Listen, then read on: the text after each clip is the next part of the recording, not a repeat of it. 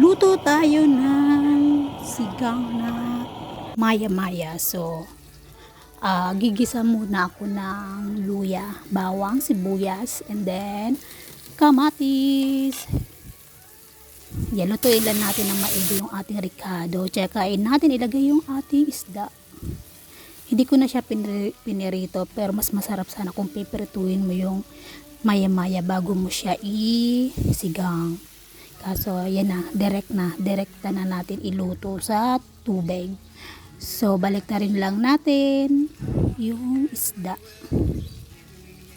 Ayan. Then tsaka natin siya lalagyan ng tubig.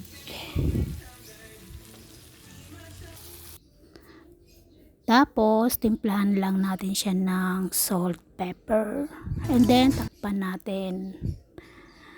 Pagkulo, tsaka natin ilalagay yung gulay. Ayan. So ayan, kumulo na, nilagay na natin yung pechay.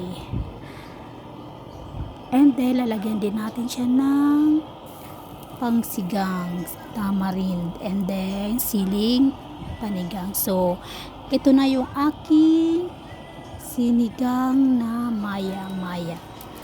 Thank you for watching, and then please subscribe my channel Lenovo Cafe para every time na may post ako makakatanggap kayo ng notification.